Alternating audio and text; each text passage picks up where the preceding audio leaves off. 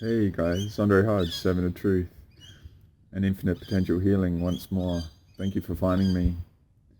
I hope you've gained a lot from my previous recordings and releases, especially the last two related to memory and employing memory at a whole different level. Um, as always, as always, I include aspects to my journey to use as a reference for your discernment of me, plus as a reference for how I came about a lot of the things that I reverse engineered in the reality to be an ally to who I am and what I've done. Um, I do that in an offering to help you use me and my experiences as an empathic overlay. And I've worked out, I'm probably going to do a teaching on that in itself. It's been an interesting time since the last video and stuff for me. I've had a lot happen, had a lot of realizations, and I've really gone into this, what I call just like a new level of super creativity, where I'm getting a lot of really cool themes to get into, but and high volume of good themes. So some days I'm getting 6 or 7. I'm just going into this flow. I'm not sure how to employ it yet, because people have a threshold of what they can handle and stuff like that. So I remember when I was in Sydney and I was getting into currency trading, and I met this guy. I'd had a break and I went back to Sydney in what would be a bad situation, but I realized I needed to start making money a lot quicker with my debts and stuff, and that's what got me into currency trading stocks. Things would take years to play out. Trading currencies might take hours. So I met this guy, and I swear he is a Knight of Malta. But I started having this chat to him about money and stuff, and I was like, I don't want a tax issue, blah blah blah. And he goes to me, Andre, if you've got a tax issue, it's a good problem to have, all right?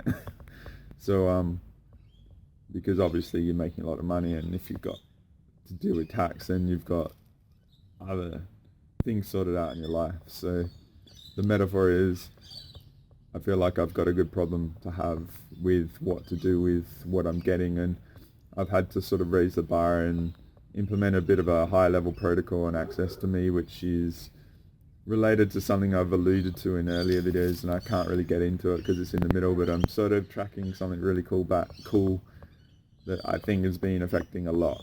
Alright, and I don't think anyone's got the balls to take it on, and they don't even know what's going on. So I've had some really cool people interact with me. Shout out to you, Captain Marvel. Yeah, I met someone like that. And yeah, also a massive happy birthday to a really awesome ally, Lily Hayes. She's been a go-to and a pretty cool ally, and she sees my truth with all the shit that's gone on and stuff, and it's gone through a really epic journey on her own, and yeah, had a massive year. So congratulations to you, my dear, and thank you for being an ally and a friend, and really reflect on the year that you've had, and I'll say it here, make the most of every second, alright? Don't get complacent, keep pushing. So the reason why I'm doing this video now and stuff is that some really interesting things have happened, say late May, and this is early June now, and I'm sort of bringing this offering now because I can have the reference of what happened, and it's relative to the solar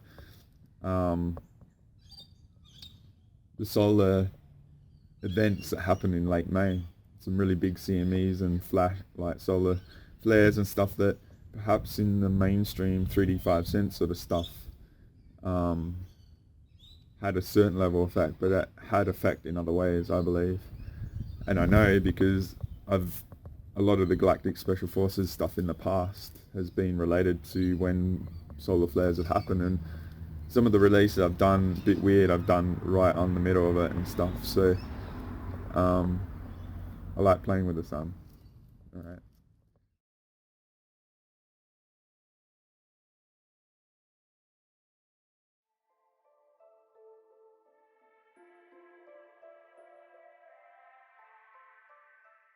Good morning, folks. We've got a number of small CMEs heading at Earth right now. We're taking solar irradiance to school in the realm of reality. Top science news coming as well. Let's begin at spaceweathernews.com, and we're watching the last 48 hours on our star. The 2-day eruption uptick has been quite the sight as numerous flares and CMEs have released, all from the northern active region. The plasma ejecting is amazing to watch in 304 angstroms, sputter flaring, umbral field excess, largely making it out of the corona. You can see the sharp uptick in solar flaring here on the X-ray flux, including 2 M-class flares yesterday and 1 already here this morning. Of note, the reason we're getting numerous flares from the same leading edge of the sunspot group is actually the fact that the large lead sunspot is basically by itself. It's trying to magnetically connect to oppositely polarized sunspots, but there aren't any, and with that scratchy surface magnetism around it, the arching umbral fields can't handle the load being pushed by that larger lead spot. It simply breaks out into the flaring. Well, folks, it appears NOAA is not interested in updating their Enlil spiral. That's okay. We can use the coronagraphs to complement the SDO. In addition to the CMEs clearly leaving sideways or up, the puffs that appear partially obscured by the central blocking disk are indeed Earth-directed eruptions. We can also use Stereo A's coronagraph to see those from the side, with Earth off to the right. We'll watch this sequence a few times here. Stereo is a few months behind in orbit around the Sun, so it gets this side view, and especially those large plasma bursts seem to be the obscured CMEs we saw on SOHO. The impacts from Friday afternoon's eruptions could begin as early as tomorrow, but the bulk will impact in the following days. Normally, we'd say these small CMEs were good for a KP 4 to 6, but with Earth's weaker magnetic field, let's say KP forecast is now 5 to 7. If they reach the maximum there, we'd have minor technological risks, and regardless, we'll get tropical storm formation or intensification during geomagnetic impact, as was the case with the first 2 storms of the year in the Atlantic and the Pacific. The sun has been firing big solar flares like a machine gun, and several solar storms have been launched that are Earth-directed. How will this affect you? Those stories and more in the news this week. Space weather this week picks up in a major way. As we take a look at our front side sun, you can see that bright region in the north as it's rotating onto the Earth-facing disk. You can see it begins to get a little bit busy. You start seeing a little bit of activity, and as it rotates to about 30 degrees of center disk, watch this thing light up like a Christmas tree. Wham! Wham! Wham! My goodness, it just starts firing flares like crazy. It's almost like the sun is going with like a machine gun.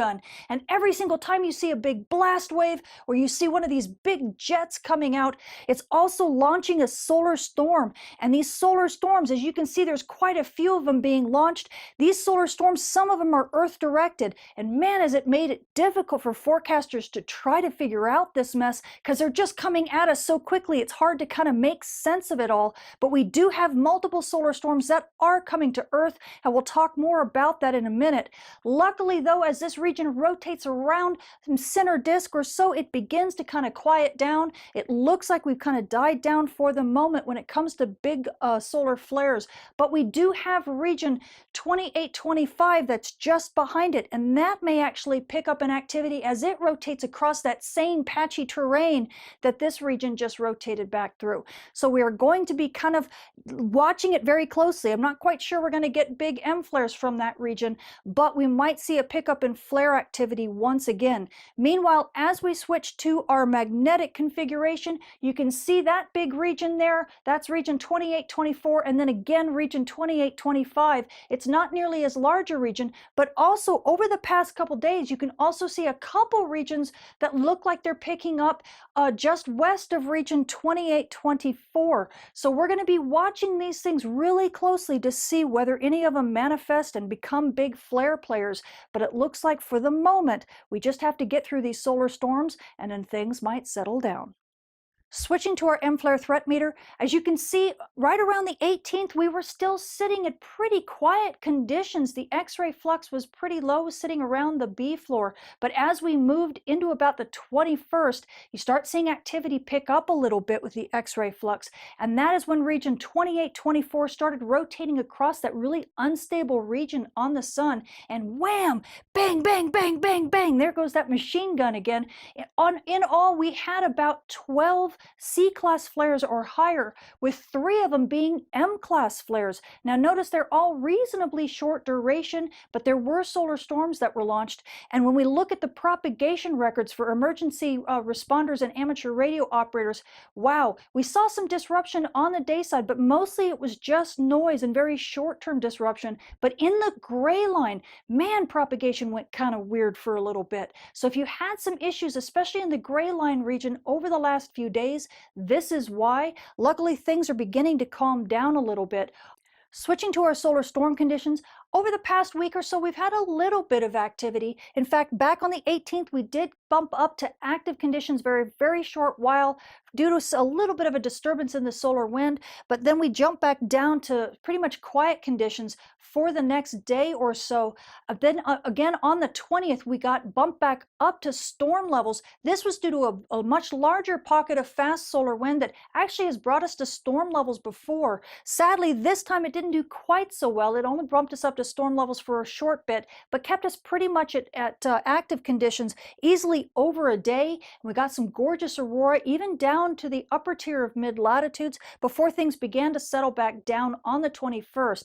Now, since then, we've been pretty much at quiet levels to maybe slightly unsettled conditions, but mostly quiet. But these conditions are not going to last because we are expecting a slew of solar storms to be hitting us over the next couple days, and they could bump us up to easily storm levels and possibly moderate level storm with a KP of 6. Switching to our solar storm conditions and aurora possibilities over the coming week. As promised, this is going to be a busy week. We have multiple solar storms that are Earth-directed, and at high latitudes, NOAA is expecting major storm conditions. In fact, we're expecting about an 80% chance of a major storm, and it could easily last over 3 days, possibly into the weekend before things begin to calm down. Now,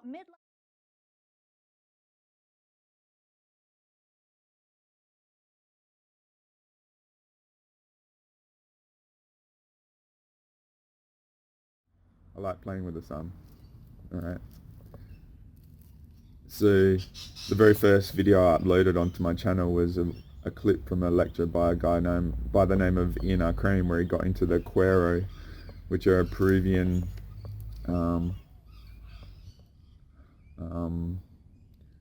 tribe or nation of people, very connected to Earth and stuff like that, and there's a prophecy related to the sun. And in that video, he talks about the effect of solar, the effects of the sun on us and consciousness and things like that.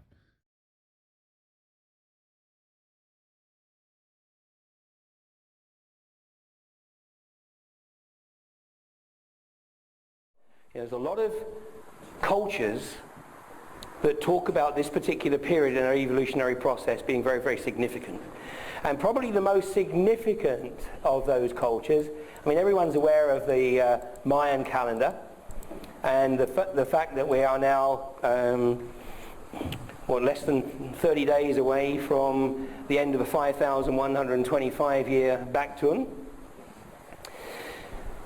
But there's another culture that talks about this period without a specific date, and that's the Quero of Peru. And in 2009, I had this overwhelming urge to go visit the Quero.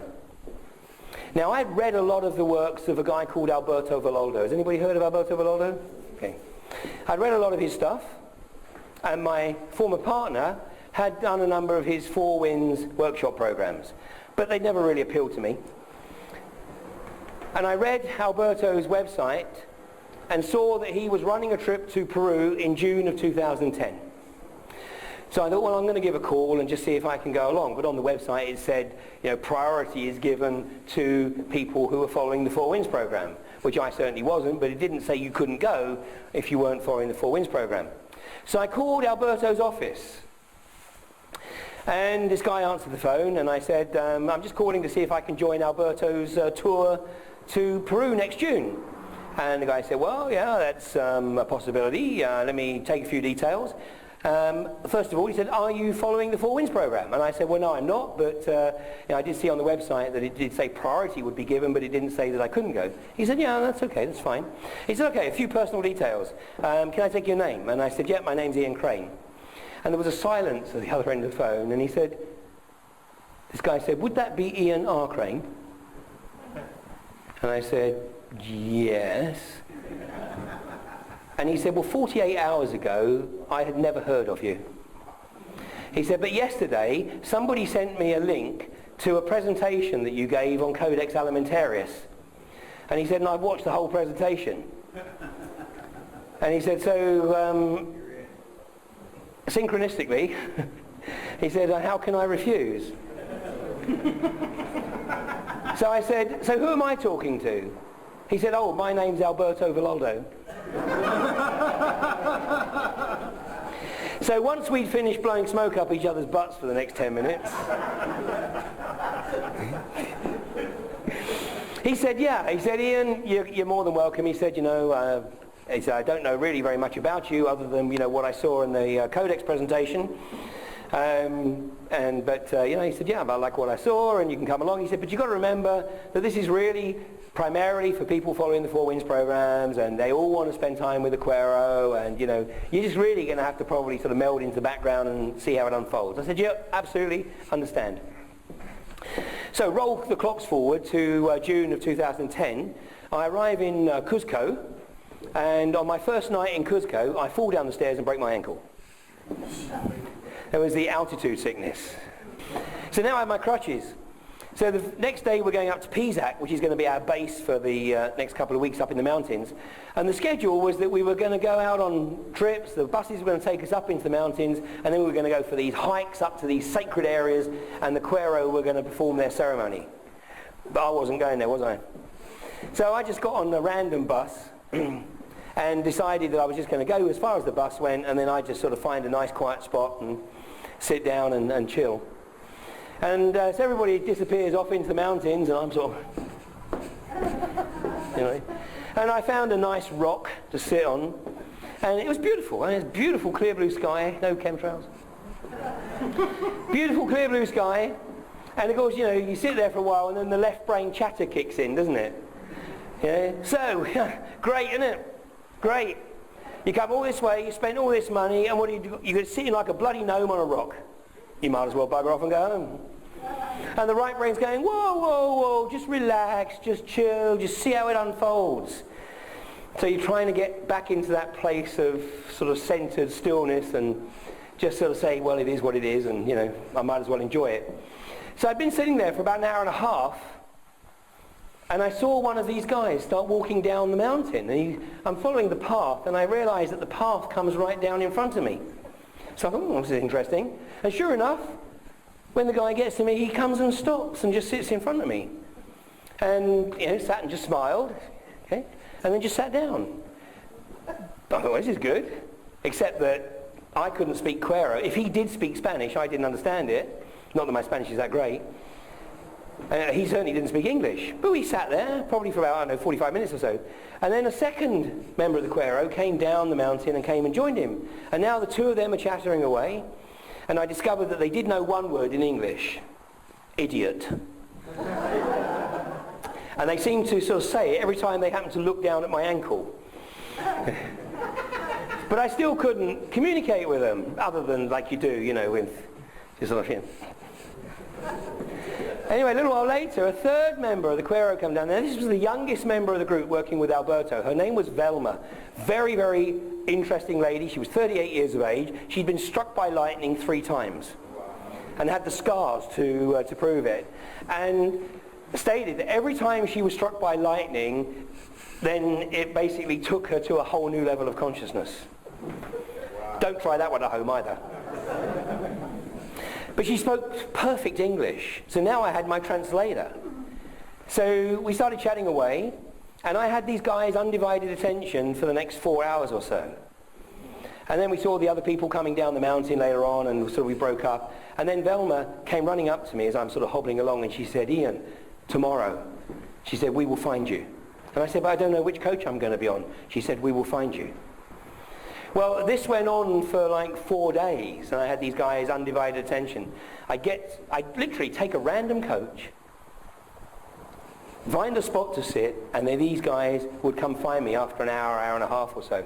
Well, I think it was the 5th day, I'm going back to my coach, and I got a tap on the shoulder, and it's from Alberto Villoldo. And he said, "Ian," he said, "when we get back to the hotel, can I have a word?" Well, I could tell he wasn't best pleased. I said, "Yeah, sure." So I got back to the hotel, and Alberto was sitting in the bar, and I said, "Hey, you wanted a word, Alberto?" He said, "Yeah." He said, "Ian, how much are you paying these guys?" "Paying?" I said, I'm not paying them." He said, "Right, I am." He said, "I'm paying these guys to be up in the mountains conducting their ceremonies." Because what they were doing was they live a very simplistic life. They work on the basis that Pachamama provides everything that they need.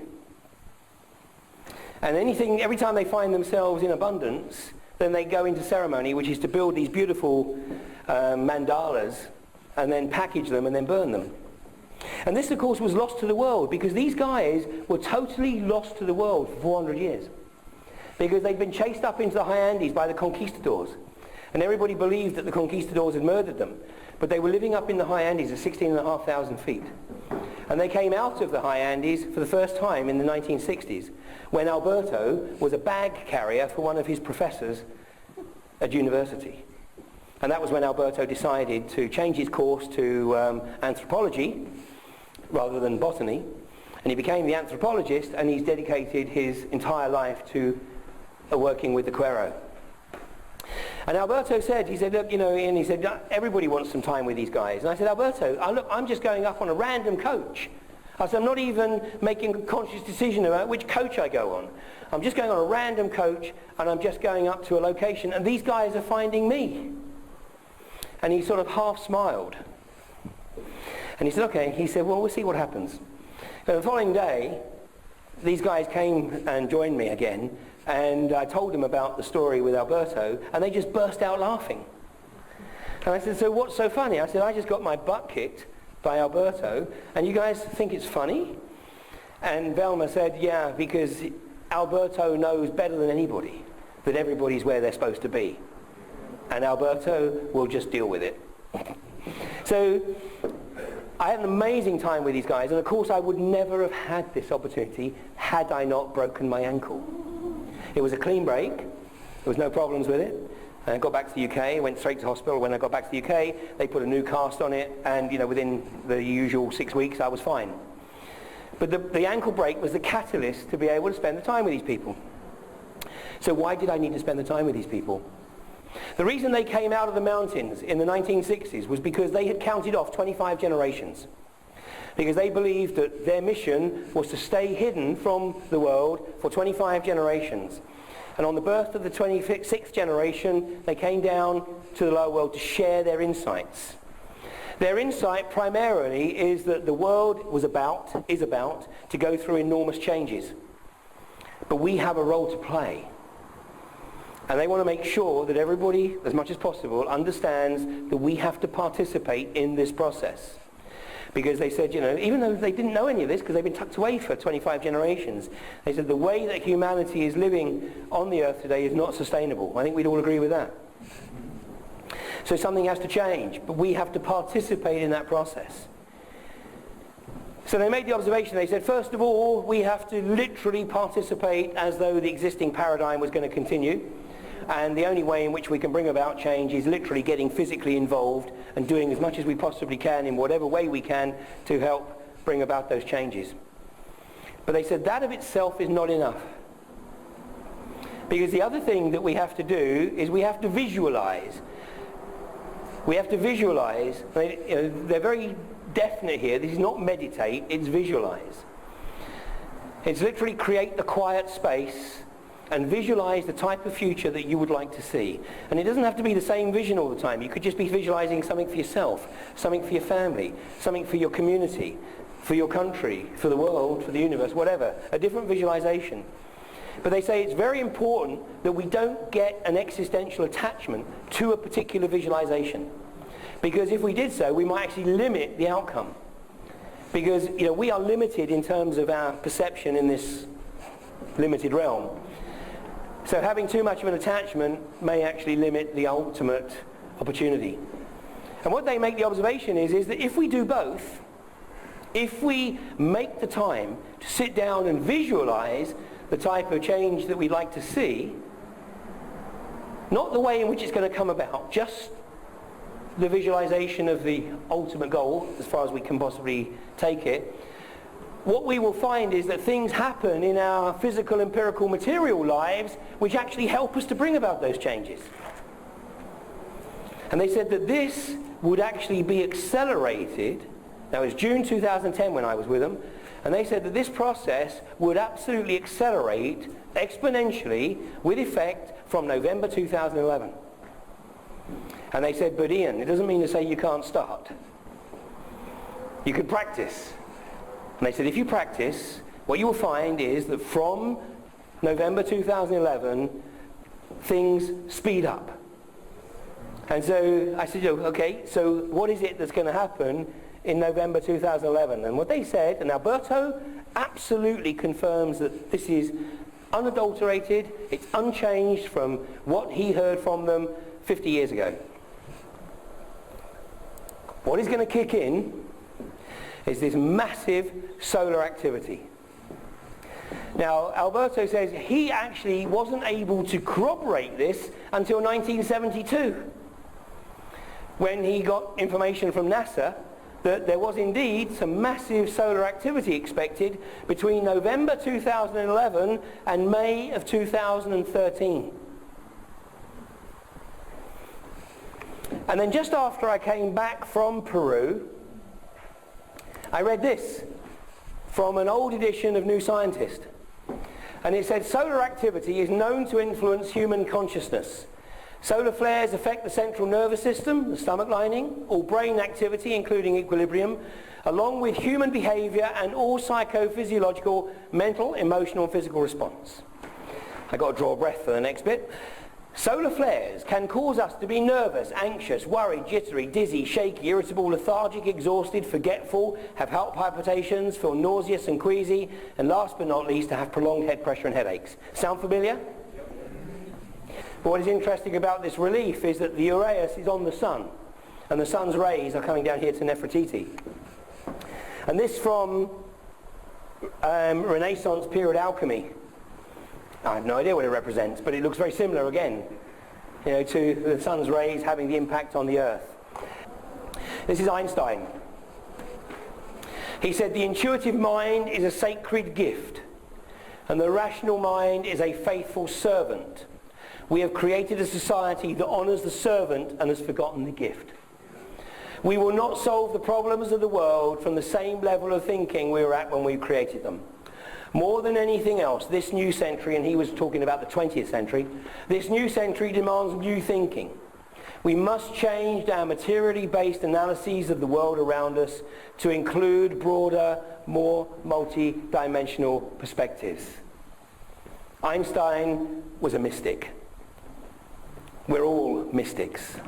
Rudolf Steiner made this observation. He said, he who would create the new must be able to endure the passing of the old in full tranquility. This is why I said this morning, you know, when I was talking about the stuff about having the food and the water and doing the stuff with any assets you got, the gold, it's so that you can free yourself. You don't have to worry about the foraging. You can free yourself to focus on the things that really matter. One of the positions that it's probably a good place to be right now is if you have nothing, you are in great shape.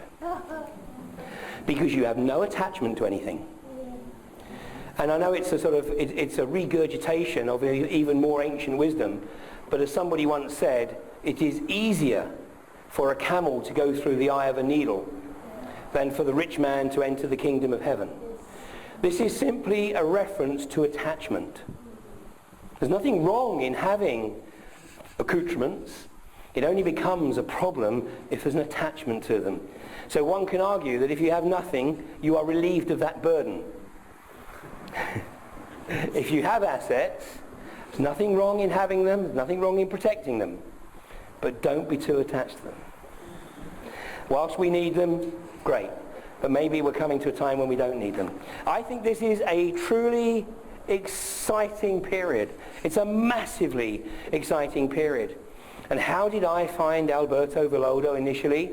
Because I was becoming aware that, we were going through an evolutionary process, and I came up with the term Homo luminous.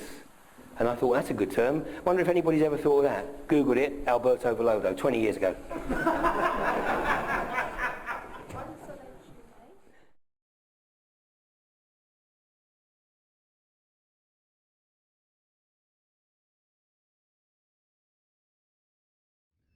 And in that video, he talks about the effect of solar, the effects of the sun on us and consciousness and things like that.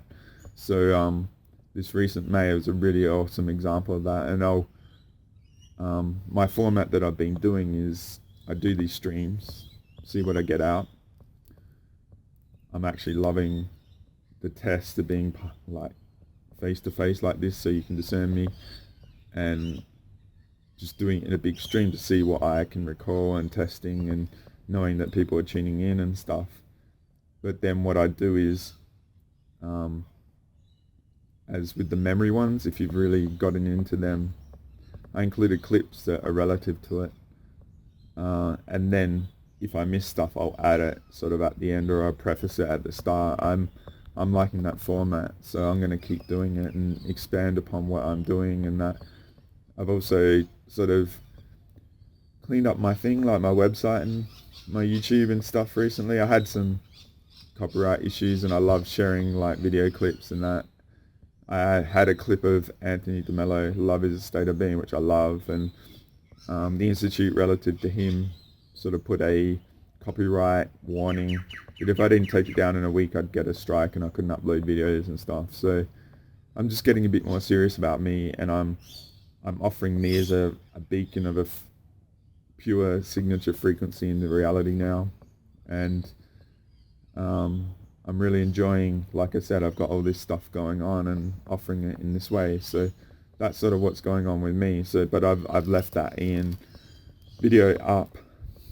It's the very first one I uploaded because I thought the sun and what's going on is so pivotal, right? Because a lot of what's going on the earth, in my opinion, is related to the energies of the sun. And the show I did in 2018 with Andrew, recording relative to the region of space relative to the galaxy the earth is in. So these are very big underlying frequency fundamentals, and like the galactic energy, talking millions of years sort of thing, and crossing the galactic central plane is a big sort of fire under the pot of consciousness and potential of the whole solar system where it is in space.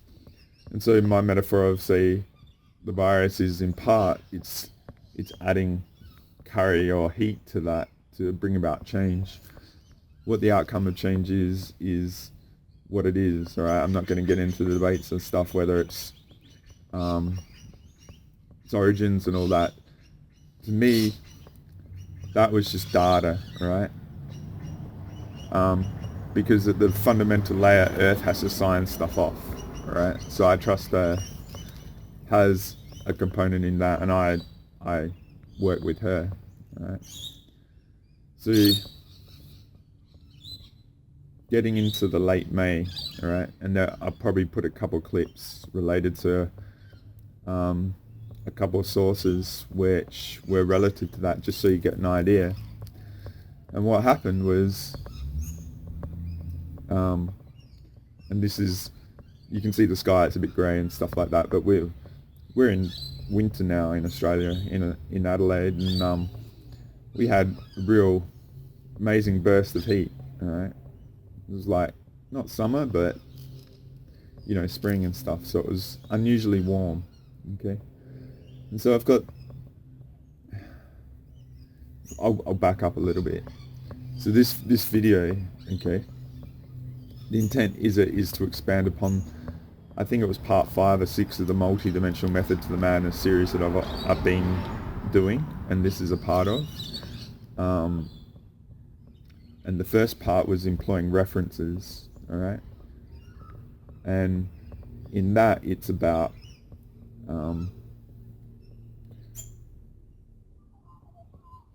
recognizing what you don't know and in foreign environments, and how to anchor yourself in foreign environments, and then the sanctuary space, then sanctuary state, and that's how you employ familiar environments to employ your psychic defense. All right, so the last 2 videos that I released are about the memory and employing memory to see and going into a passive mode to access like super memory. Okay, in any moment, everything you've ever been through is available in your body, in the cellular memory of the skeletal structure and stuff. All right, so, and it's, from my opinion, it's not the brain. It's the brain is the processor to access it, and other things, all right, and the skull and stuff like that. But so part 5 and 6, I think, were about your psychic defense. All right, that's what that purpose was about, because when you go into foreign environments like travel, like I've said, after the event I went to in 2016, I went with Mandy Lynn up to Vancouver Island, and we did Turtle Island. All right, working on the Dreamtime, put the Dreamtime stronghold back together. That's what I feel I did, all right, because I've got a big connection to the Dreamtime down here with the womb chakra and stuff. And yeah, I'll probably put some pictures up of being up in Air Rock, overlaying this so you can see one of the missions I did with Nikki and stuff in between all those. That was in Christmas 2015. So if you look at the dates relative to the Galactic Special Forces stuff, a lot of things have been going on. Going up to Turtle Island was September 2016. Then I met Sean Bond and stuff like that. So yeah, those past 2 about your internal references and stuff, okay? Because once you get stable, and I've got other teachings relative to emotional mastery, which will be a really big one, but I'm bringing this one forward relative to the events, like I said, about the solar energies of late, because I took some videos, and it's about sort of using those reference sort of teachings, knowing yourself, but then having a sort of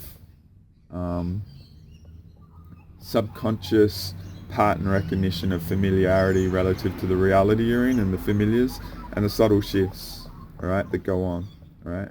So this is about reality observations and the subtle shifts of reality observations, okay?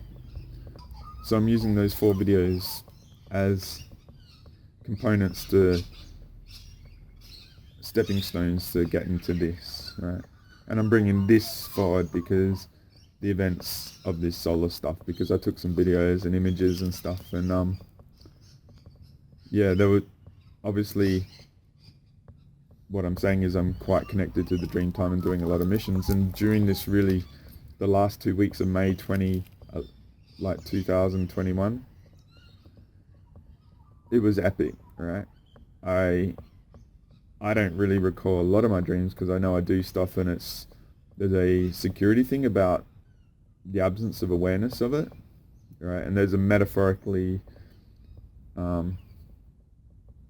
it's interesting what you can perceive in your dreams and what actually goes on, and I do have a disconnect, and that's cool. I've obviously been around Andrew and created a lot of shows and stuff, and he's massive in the Dreamtime. I trust I have what I need, okay? I don't think, other people can do this, so why can't I, all right? I'll get what I need, and I'll be doing what I'm doing, because my attitude is I'm here for maintaining my highest level for whatever happens, because in some of the shows, some releases in the future, I'm going to offer just purely like some of my really epic healing experiences, and what I've realized is it's not about what you're doing, it's about maintaining yourself at the highest level. on the endurance on the 3D. Alright, I'll show you an image. So this is an image I showed quite early on, and this is how you can get targeted and stuff, right? So the line at the bottom near my fingers is an ups and downs, is maybe the undulations of your life, and you go through good times and bad times. And what I know is, from my experience, is, you know, we're totally perceivable in this reality, and structures might be just waiting for that really low point, and it'll come down and hammer you and smash you to put you out of the game, because maybe there's a mission that you've got to do down the track and it's perceivable. Alright, so I operate with a lot of security. I never talk about things, so I've sort of broken a rule here, but I'm offering it because I'm aiming for a very high level of intuitives that are here for galactic special forces stuff. And one of the things is that we can actually telepathically tune in. So my voice is pretty interesting for a lot of people, and it has a lot of layers in it, I'll just say. And the multidimensional aspects are interpreting that. So what I'm saying here is what I'm saying, but perhaps I'm sort of got an intent behind a lot of what I say to offer those packets to be unzipped and integrated, if I say that, alright? And that's what, if you listen to the Galactic Special Forces missions, alright, the main group of us, like Nikki and Max, and I might talk about Max a bit later because there's a good teaching in that, is while things are said publicly and stuff, there was always this encrypted telepathic understanding going on, and I just thought everyone did it and everyone got it. But what I realized is it's like, oh shit, made an assumption sort of thing, alright? So the reason why I'm offering a lot of what I offer is to help people train up in these things and tune into the actual things. And then what happens is there's like this, I think, this conscious aha moment, and people reach out to me and it's time to do some work and clearing and stuff. And I'm going to talk about etheric implants. There was a really cool Star Trek Voyager episode that I've sort of wanting to set up as a teaching there, because I clear them. And yeah, and the way I operate is I just offer my website and how to access me, and basically if you want a session you have to transfer the money. I'm not going to baby you and tell you what to do and stuff. That's if you're international and stuff. It's a rite of passage, and if you choose to do it proactively and just trust, alright, and you go through all the emotions relative to it, you get the power on the other side, okay? So it's a rite of passage to actually find me, and I'm quite hidden, and the people that find me are very, very interesting, because they all sort of, I think our higher selves are working, and it's just like in the 3D it's not always aligned to that, and people find me and it's just, it's funny, it's really cool. So thank you for those who have done that and trust it and all that. So yeah, so getting into these solar flares and what I experienced, and there was an unusual amount of heat and energy and all that sort of stuff, because what I'm sort of suggesting is there's variables at play that are bigger than what the narrative is sort of saying, and these are sort of to have in the background as processes, like I said, the sun and the galactic energies and stuff. So what happened, in what I noticed, is huge fatigue, ups and downs. It was like the shit that you fear or whatever is just like in your face, and it's like, you know, all the uncertainties that you think you don't have are brought in, and it's cool, right? A lot of people get caught up with that and they don't realize it's just a really extreme time. But what I'm talking about here is the subtle, the observation,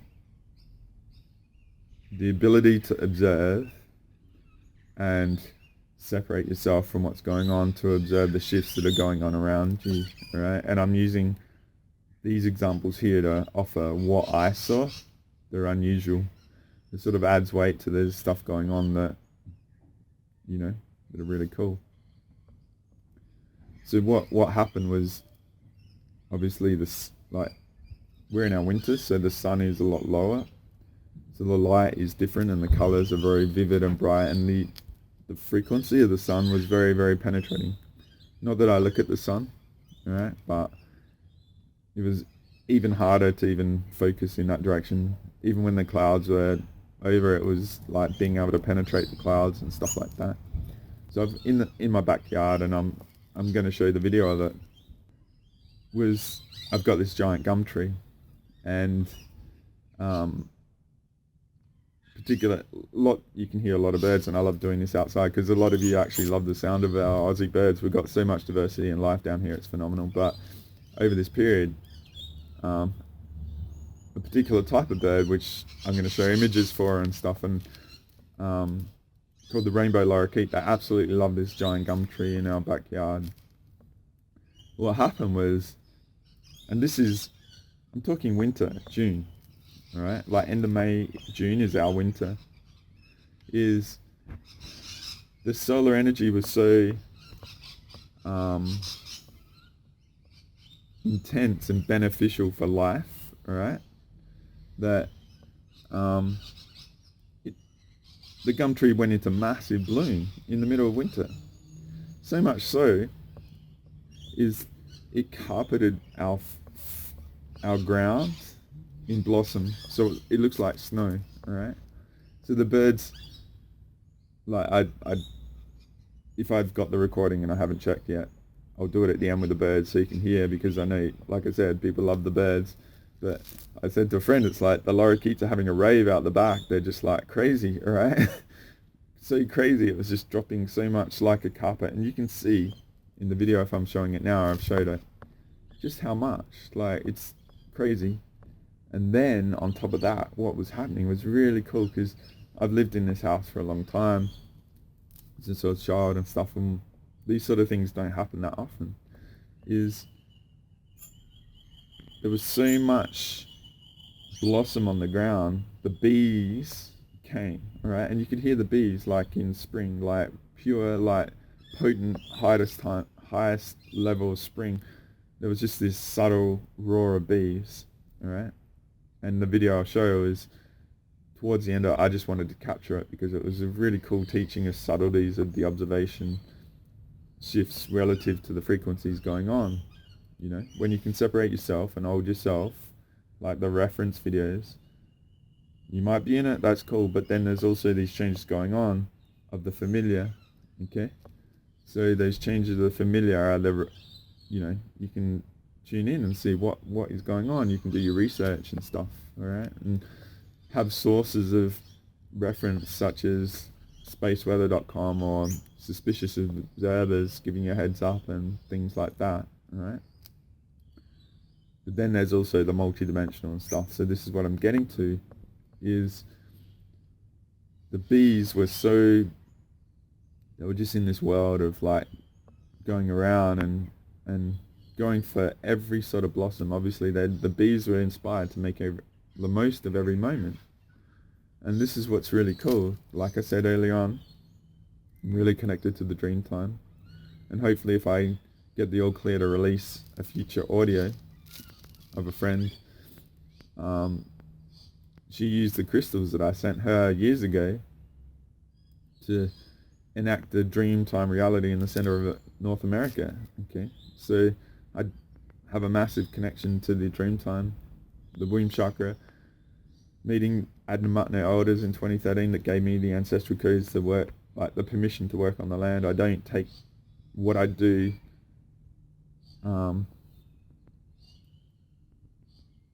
I don't take it for granted. There's a responsibility that I've said when I was catching a train that I accepted, and it's been on like Donkey Kong since then, and the endurance of it is the key, right?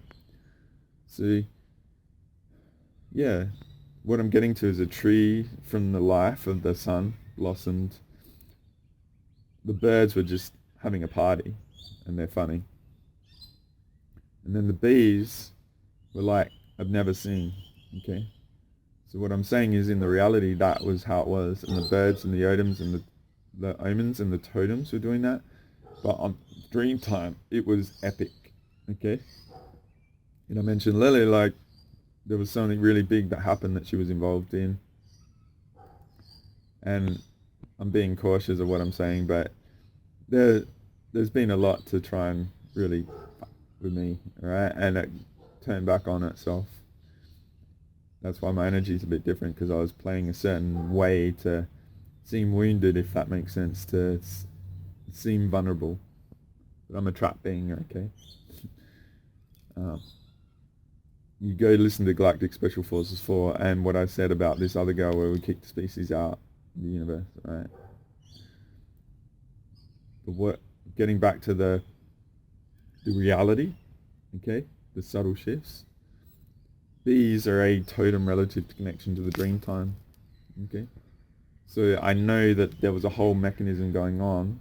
Solar energy, big dream time, like there was even an aurora australis, which is in the southern hemisphere, which I know is new soul migrations from the sun, alright? So there's a lot of incarnation sort of stuff going on. So yeah, a lot of the time it feels like you're in the movie Avatar, where you wake up and you're just like exhausted. So there's a lot of really so there was a lot of that going on, and what I'm saying is about the really uniquely obvious and outlier sort of unusual characteristics of that time. I see a connection to, okay? So I'm just saying it in that respect, okay? For that around me. So the reason why I'm offering this is it's a really cool example of the subtleties not being quite subtle, okay? And this is in my reality. So what I'm suggesting is like really engage a heightened level of observation. You know, like the last videos I talked about memory access and being in a passive sort of mode and stuff. That memory metaphoric teaching isn't just purely about memory. It's about employing it as an attitude, and memory is a byproduct of benefit. But that's not the only benefit. Like, see, memory is just tuning into what you know, but it's a catalyst to getting other things going as well, in the same mechanism of how to engage it, if that makes sense. So say from a memory perspective, you have an understanding of what, say, winter and that time is like. It's cold, it's wet, blah blah blah. Not usually summer sort of conditions in the middle of the year, like in the solar minimum of our southern hemisphere here. So what you can do is, from a memory perspective, if you've got a familiar sort of how it should be, but then there is what you're observing, okay? So what you can do is do a subtraction of the normal from what you're seeing, and the variance offers you potential to tune in, okay? And what I'm saying is the emotional state and what I experienced and the mega dream time and missions and stuff, you can start seeing the mechanisms of how consciousness and the reality all works, despite what the narrative is saying and stuff, okay?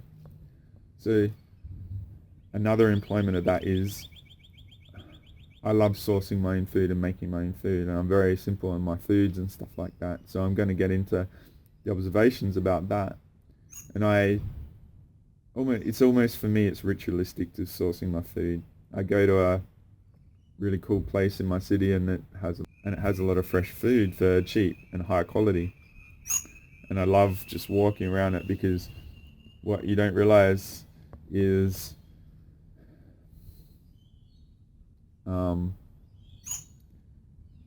the life force emanated from fresh food and stuff is really, really powerful. And to me, I actually know how to be amongst it and get healed and nourished, and it's been an ally of me for the last 10 years that have been really tough. Just listening to chill out music and meditation, or whatever I listen to, or whatever I do, and I just walk around and feel it and stuff. But the other thing is, I tune into what my body needs food-wise, all right?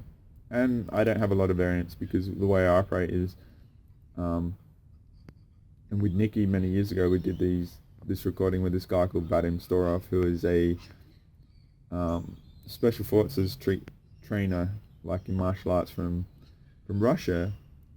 And I asked him, there's this whole thing in the spiritual community about you've got to have like water purifiers and all this sort of shit. You've got to bubble wrap your life because the world is toxic and shit like that, right?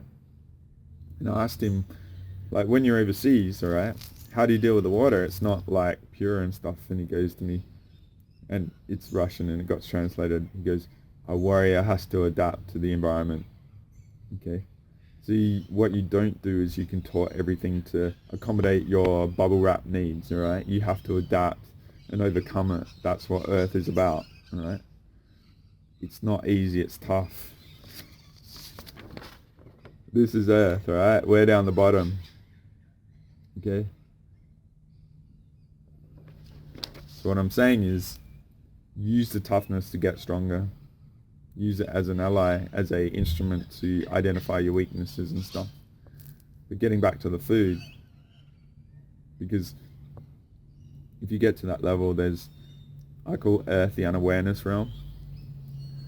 If you become a master in the unawareness realm, from my perspective, you're pretty much untouchable. So use what comes up as an identifier of what you need to work on, all right? Get on a healing table, clear yourself, be allies. You can resolve a lot.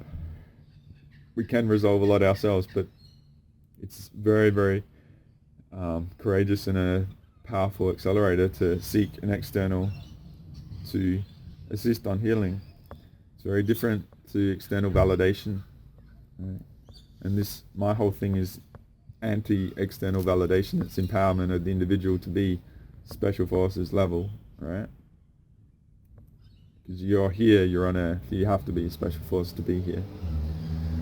And I will do a really good incarnation war framework to show you how amazing we are, but also the relevance of the Galactic Special Forces missions until that, how significant they were, and how much they need to be on offer for people to actually use as a variable and stuff.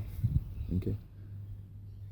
So I've tangented and digressed once more, but I'm getting back into the food and the market and the familiarity. So I've said my house and my familiar environment and the subtleties, and recognizing what happens in me relative to the Dreamtime emissions, and seeing that the sun is a relationship to that, has a connection to it. So during this time, it's winter, we have winter foods and stuff like that, and one of the things I love is broccoli and cauliflower. Cauliflower I love because there's a real structured geometry in it, and I liken it to the frequency of the Earth that it's in, and the balance and harmony, and the expression of the cauliflower can be that harmonious geometry. It's really, really beautiful. So from my perspective, I'm interested in how does structured geometry, gestated reality food go in my body, you know what I mean? So you can see the patterns of the reality and the frequencies expressed in the food, okay?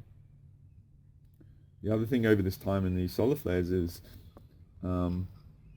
broccoli was massively affected, right? In my city, it used to be about $3 a kilo. It's gotten to $9 a kilo, so it's triple the price. And what happened is that the broccoli came out all like it was,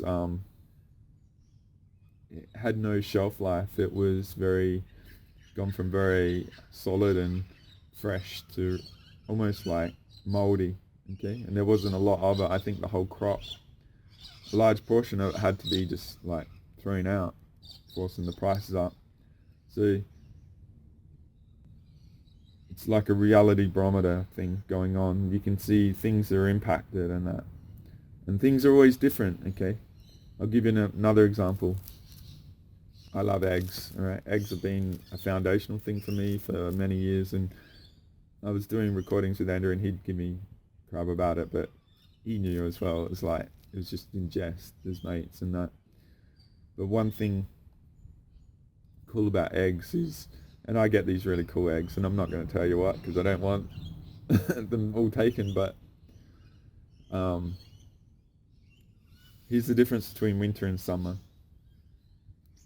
Is especially the 2019-2020 summer, we had 40 degrees Celsius days. We had a 48 degrees Celsius day, right? We had 40 degrees and then a 48. It was just ridiculous. We had all those bushfires and stuff. Okay. So what happens sort of when it's really intense is that the chickens weren't laying eggs, right? And their egg size were small. Okay. So the eggs I source are at what we call in Australia free range, where the chickens are allowed to roam and eat all the bugs and be happy and merry and stuff. And it's funny, like, it's like there's a chicken union in this chicken hierarchy that I go to, because I remember one time, obviously, the farmers decided to try and save some money and give, beyond just the free range, a different feed to the chickens. And the chickens are really fussy, right? They decided they weren't going to eat that stuff, and they stopped laying eggs. And it was like the chicken union like went on strike for this bullshit that the farmers were giving, and they wanted their old feed back, so they stopped producing. And the farmers obviously backed back because they gave them what they used to give, and they started laying eggs again. And I was like, where's the eggs, dude? Like, they know me really well because I'm just routine. And they said, the farmers gave the chickens a different feed and the chickens hated it, and they just went on, like, they didn't lay. so there's a real self-worth aspect to these chickens that I source these eggs from. So you imagine all the thing with when between cage and all that is, there's an emotional aspect of freedom and all that in the chickens, and they can eat the bugs and stuff, which have, give them enzymes and all that sort of stuff. So there's a lot of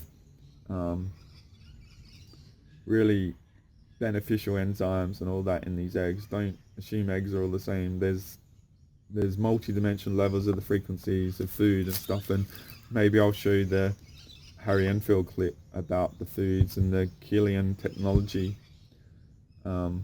because while there's the 3D, okay, there's nutrition and stuff, which I'm massively about, there's also the high dimensional stuff. And the clip I uploaded from Harry Oldfield lecture that I've got on my channel really gets into that.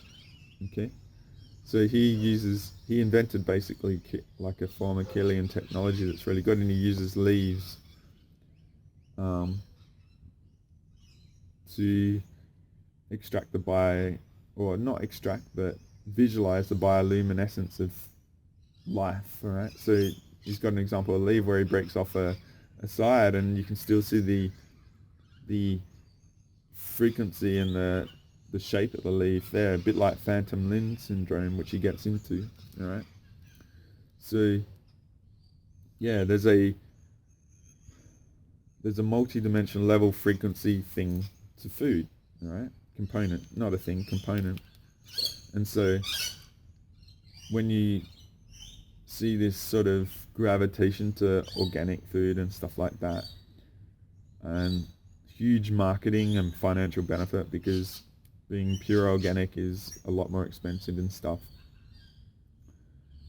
what the gravitation to is to the life force component, right? And I've talked about life force and the lack of life force in people and stuff. So I've also included Paul Check, Dirt Facts lecture components in my Conscious Explorer series, and he gets into food because he's a personal trainer, and he's trained thousands of people. He charges shitloads. I don't know, he does it still. That lecture is from 2009, I believe. But he gets into how processed foods and stuff are all dead foods, like pasteurization of milk. It's heated and it's all the enzymes and the life is destroyed, so it's dead food. And so what happens in our body is that it actually costs us energy to process it. So they're the things about organic food that really people gravitate to. But I also have a very solid foundation in the nutritional mechanics, because So in order to master emotions and stuff, which I'll get into a whole separate teaching, is in order to experience emotion, you actually need the enzymes to actually form the hormones to have releases and stuff like that to go into those emotional states. And this is where I said most people are nutritionally suffocated by the reality, and their emotional output are distorted because they don't have the oil or the fuel to actually experience. And that's where a lot of people are off, and that's where people can get compromised and stuff, alright? So what I'm going to do is just stop this video and start again.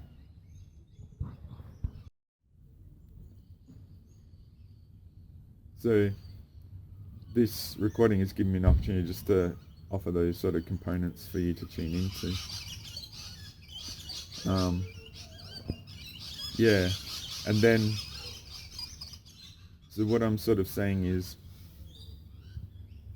so I've used a few examples. I've used my tree, the dream time, the energies, the emotions, the winter time, and the particular foods of that time, and a past experience of something that's familiar. Okay. So employing references to sense the subtleties of the reality. Purpose being is that perhaps the sources of your information might not be able to calibrate or reference these sort of things, okay? You might get variables for a pattern recognition if I show the image. You might be getting variables that don't add up to a pattern and stuff, but there is something going on. And what I'm sort of suggesting is the variables you observe are experiential variables which actually have a lot more weight, okay? So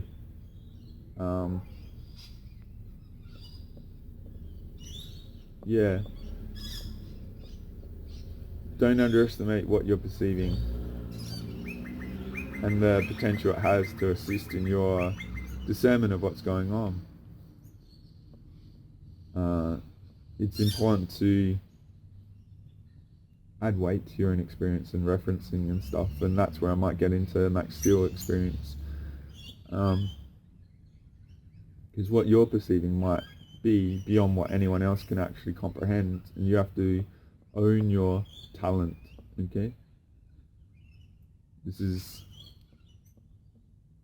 I sort of interact with the peerless peers, and they're masters in their local reality, and you might be on a level that no one else can comprehend, but you haven't owned it, so you default and acquiesce into what everyone else is saying, and it's not that time anymore. You have to own it.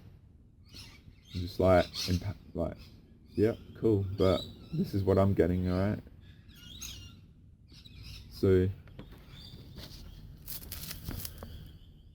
what I'm saying with all these things is a lot of stuff always happens around us, and a lot of shifts are always constantly going on, and what is it to incorporate and what is it to not? If you did really study the prior to releases on memory, everything gets absorbed into the body. So it's a matter of being able to process more in any unit of time to actually get an output, which is a perception. If I go back to that image, which is exactly what this is, okay? All the separate components, say the sun, the food, the birds, the bees, the dreams, the emotional in your face sort of stuff, the temperature, the light, all that. Aurora borealises and stuff, and teachers out there sharing stuff, okay?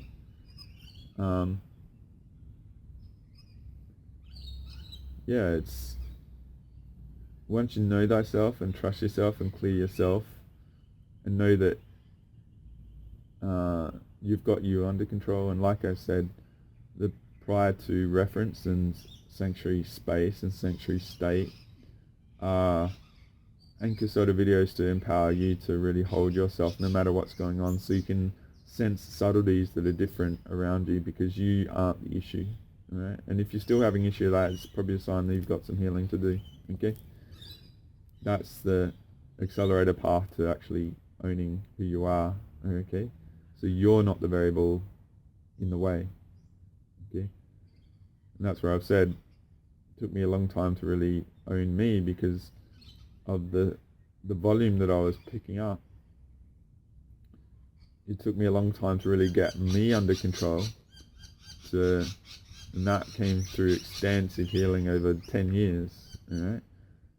So then I get to the point where it's like, if I'm walking across this bridge and I was in hibernation mode, away from people, and I'm awesome when I'm on my own, I'm walking across this bridge and then suddenly I'm feeling all these points, meridian points and blocks and chips and stuff, and I just so happen to be walking past a tram stop that has 5 or 10 people, and it's like,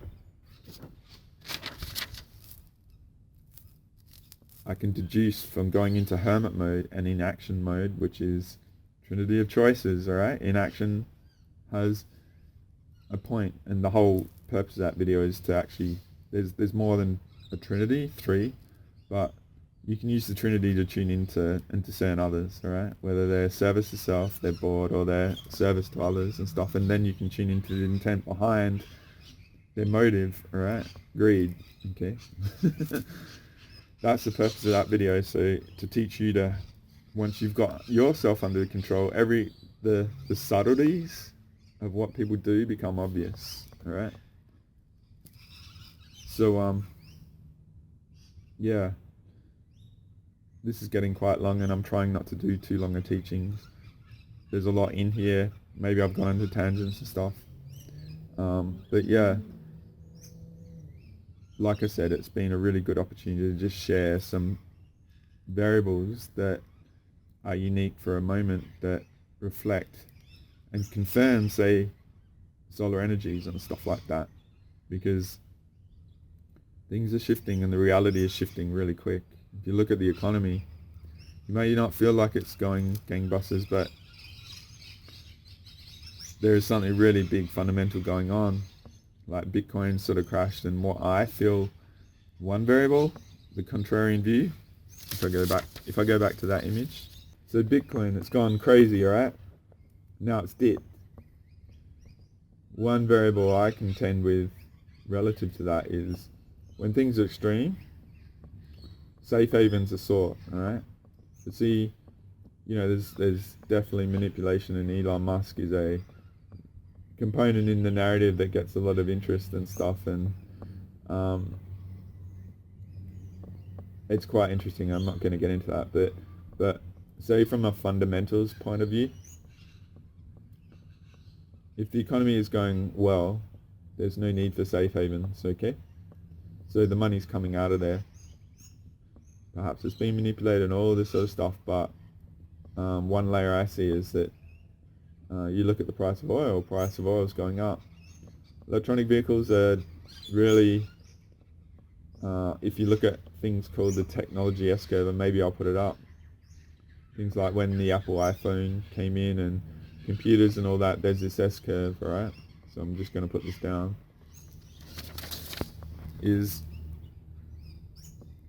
some things creep, and then they go parabolic, and then they level off, alright? So this is a pattern in the narrative and the reality. Electronic vehicles are that at the moment, so there's a bit of a parabolic thing going on. So oil's interesting, but I don't think nothing has changed on the fundamentals, right? And the petrodollar and all that is there's a lot of magic and multidimensional stuff behind that, okay? Russia divested all their US dollars, obviously, because whether it's $29 trillion was pumped into the system, and when that happens, things devalue.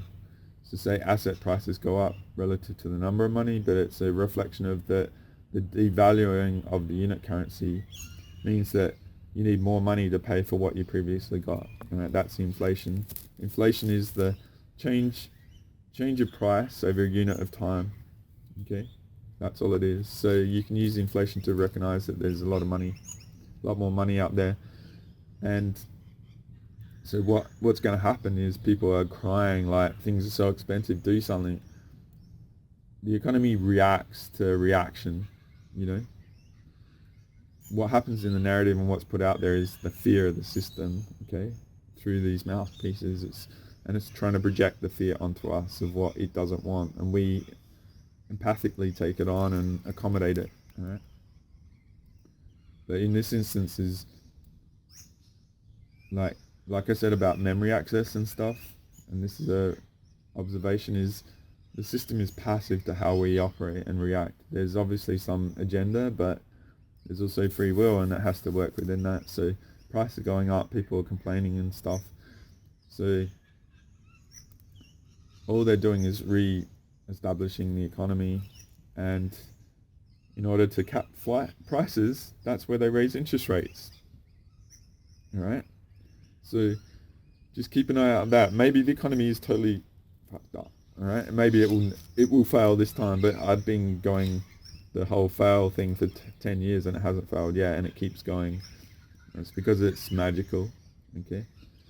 So just look at those fundamentals. Step your emotions away of what you think. Be the trader. Be the contrarian view of it. So go and watch that video again. All right. What I just said. So the other thing I said is about Max Steel. Probably something cool to talk about. So a lot of people don't usually get to this point. So it's a good point to put. All right. This is another teaching. There's an assumption that people with really mega abilities, they come as a byproduct of doing good. All right. Like they have to be pure and stuff, and it's the way I have to operate is I can't leave freaking any gaps. All right.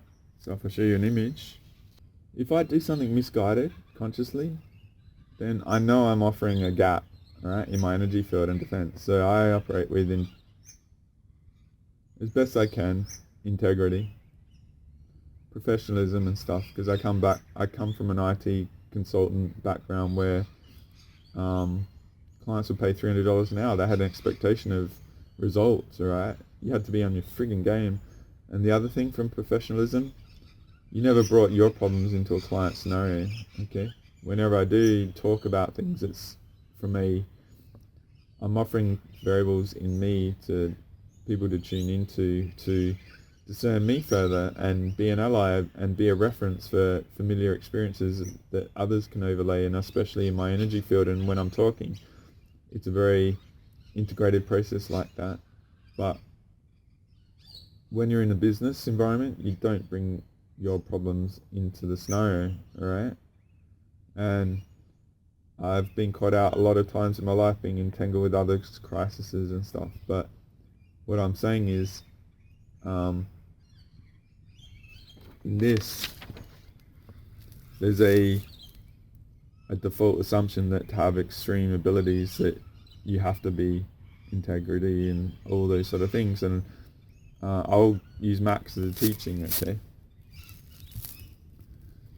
Because that's inaccurate, okay?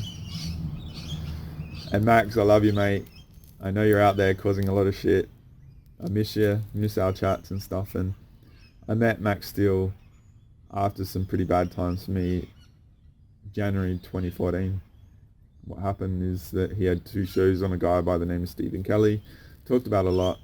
This is where I'm saying the truth, the obfuscation, and the true truth and the telepathic stuff and that.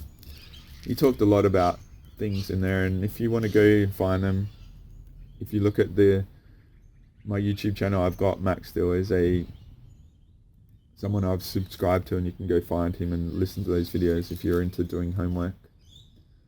One of the things that he said, it's interesting, I've had a memory block.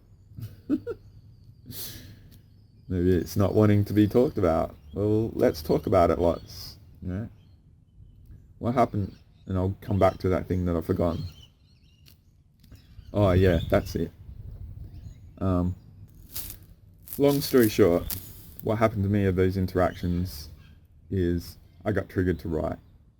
I was looking for an algorithm of all I knew back then, what I could do, what was going on. Everyone wanted to have a radio show and stuff, and it was like the absolute worst thing for me to want to talk for 2 hours a week at a specific time on whatever. That felt like torture or hell to me. Didn't want to have a radio show. So, but I had all this knowledge, and I never, like, the reason why I'm doing these videos, I've had all this knowledge and I've never had a way to express it and get to the point and offer it. So this is where I'm at now, is the next level, but back then it was, I got triggered to write. And yeah, so that was one of the byproducts of meeting Max, and we formed a connection and stuff, and I was on roundtables with him and that, and got to know him and stuff, and he was going through a lot of stuff. And one of the things he said in the shows was, this is the bit I forgot, it's interesting, was he was talking he was at a certain alphabet agency place, and there was some young guy that was really well known that was psychic and getting all the attention and stuff, and this was in the 70s, okay, and he was just Max was just blowing everyone away, and Max got a lot of attention from this guy, and this guy hated it. My opinion, it was Uri Geller, okay. And yeah, Max was blowing him out the water and stuff, and I won't say much more than that.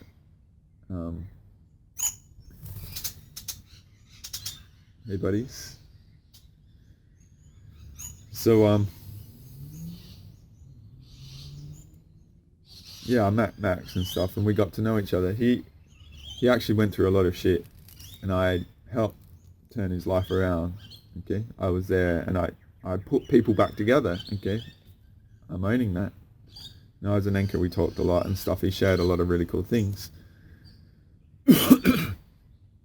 One of the things there was stuff we could talk about, and there was stuff we couldn't talk about because under observation stuff. So it would have been really cool to get out there and meet him. One of my friends did, and 6'11" guy. Like, the metaphor of Max to me is a couple of things. He was basically like Jesse Ventura in Predator, like the sexual Tyrannosaurus, like the giant. He was funny, and but if there was anyone that I could trust, and if I was in a foxhole with someone, it would be him. And he always said to me, Andre, I always know you because you're a good guy, right? And that was the code. And he said how we can shift the reality is when you see news and stuff that you don't like, or shit that's unfolding, you just say it's not going to happen, right? It's not going to happen. You say it, because we're reality creators, all right? We're the anchors of the regions we're in, where the people I sort of deal with, I call the peerless peers of the local reality. Like, you're the apex of perception and stuff. So you get a reality authority, okay, in the unawareness realm of Earth and stuff. Max taught me how to etherically defend myself and my space and many, many things. He talked about a lot of his stories, and he was involved in, say, Pablo Escobar capture or takedown and stuff. He was involved in that. If you watch Narcos Mexico, at the end, certain agencies, he was involved in those sort of things. He grew up after his military, and he went a bit like Steven Seagal in Under Siege sort of thing. He was in Miami during the 80s when the cartels really got held and stuff, and he had an absolute anti-drug sort of thing. He would show me pictures, all right? He got into personal security. He had pictures of Michael Jackson with him in his red Beat It jacket. He had pictures of Diana Ross and Billy D. Williams, who was Lando Calrissian. During the 80s, he was their personal security guard. He had photos with these guys, right? And he had a funny story about Julio Iglesias. He was Julio Iglesias' personal security guard for a long time, and he talked about, I told Max was a sexual Tyrannosaurus, because he just like this huge being that couldn't handle all the energy in his body and stuff, and that's one of the byproducts sometimes. So he's very masculine, all right? That's what I'm saying. He's a warrior, like, mate, you know? And he walked in on Julio Iglesias having sex with his male lover in the 80s, and he was like, dude, I don't want to see that. And I'm not busting him or whatever. It's like the world's a different place now, so that's all cool. But back in the 80s, like Elio was a very like massively like adored by women. Okay, all his songs were about love and stuff, and you know what I mean. So yeah, it's just funny, like his reaction. You imagine a very masculine guy like busting his boss, having sex with his male lover and stuff. It was funny, right? But there's some of the cool stories. He also talked about, say, he was personal security to the brother of Carlos Slim, and he talked about this gunfight with Uzis and stuff, and he was like, he saved his life from an assassination. Like, I think it was 9-on-1. So that's why in the Galactic Special Forces stuff I put John Reese from Person of Interest, because that's who I felt he was, right? That's the metaphor. And towards the end, I got involved with Andrew and stuff, and it was very demanding in that. And yeah, Max started saying on his radio show he was like the savior and all that, and I can't endorse sort of things like that.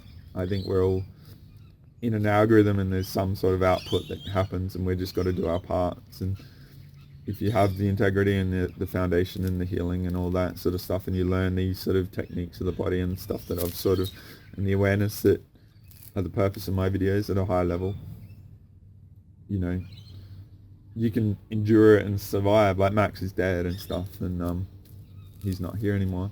But one of the cool stories he told me, right, because this whole story is about, don't assume people with abilities have integrity, okay?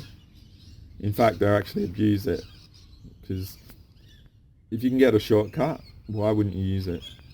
And if it has a cost to others, then who gives a shit? Because the reality doesn't accept perception and multidimensional talents and stuff, so you can get away with a lot of shit, right? So what I'm doing is deconstructing the integrity is a match to abilities and stuff, right? So Max operated with his off-world team and stuff, and I think he was about 9 or 10, and he was in school, and he comes from Cuba, so it can be very Catholic, I think, there. And one day his team and his his off-world like allies gave this 9-year-old Cuban his telekinesis abilities, alright? So if you watch the movie Phenomenon with John Travolta, which I love, alright, it's about this guy that has this really massive thing go on, and all his superhuman abilities get turned on, and one of them is he's pushing this pen backwards and forwards because he learns how to move stuff and that. Well, Max's was pretty epic, right? He could move objects and stuff like that. So this is where he abused his abilities, and it's funny. It's just, it sums him up well. And one day in his school, he was obviously hating it, and he I think it was a duster or a pen. He decided to lift it up and float it in the room with the teacher and stuff. And like I said, Cuba is very superstitious, like voodoo and all that sort of shit, and you know, ancestral stuff down there. And it absolutely freaked out the teacher and the class, right? And then he was just like being really, really cheeky, okay? And then the principal came in and all that, and they all freaked out, alright? They freaked out. And they thought the room was haunted. There were entities and demons and all this sort of shit. Created all this massive uproar. And what happened is, like, the species told Max off and took away his abilities, okay? And he lost his abilities, and Max was laughing about it, but it's like, you know, you can't abuse your power, right? There's a consequence. So what happened with me and Max, there was a little bit of a divide put in, very subtle. And what Andrew told me was there used to be another website with a forum and stuff on on Andrew's side of things, this is back 2014, they suddenly disappeared one day. And I got involved with Andrew end of 2016 and up until April last year. And some point, what Andrew told me was that he took that down because Max Steele went on there. Okay, and he threatened people's lives. Okay, so he had to take it down because Max was threatening people's lives. And in my gut, I was like, no fucking way. I knew what Max had been through. He would never fucking do something as trivial as like get offended and need to threaten people's lives on a forum. Like, he was DEA assassin. He was special forces. He'd been to Afghanistan during the Mujahideen and all that sort of stuff, right? He didn't need to play that game. But what happened was, who am I to question Andrew? Okay? And so I gave my perception authority away to Andrew, and that was a little seed planted in me of doubt relative to Max. And so I always had that from that moment on. Right. But my gut, which was ringing out, this is bullshit, was in upheaval, okay? And so what happened last year, what it did was, it was a big puzzle piece that really recalibrated all that. So one of the variables I realized was I allowed that to gestate and create a little bit of divide with Max and stuff. And like I said, there were things off, you know, and I love Max and stuff and I miss you, mate. But what I'm saying is, don't assume perception comes with integrity, okay? There can be a vested interest in certain things and stuff, and I'm not using that as a negative thing for anyone here. I'm just saying this is my experience, and when you work at this level, it can be all sorts of agendas and stuff, and maybe I needed that because I would have gone down a path and gotten entangled with Max and all that sort of stuff, and it's all cool. But I'm pretty wise, I'm pretty experienced, and the other thing is, you never know what the outcome is until it's explored. Alright. So one of the videos I'm going to do actually in the not too distant future is about, I actually had a really bad car crash and should not be here. So I had a near-death experience, and that was in early 2017, and I'm really, over this whole period and examining me and opening everything up, I'm realizing how significant it was to actually not being killed from a car crash and walking away from something I shouldn't have. Alright, when I get into that, I'm realizing I've got a lot of edges from experiences like that.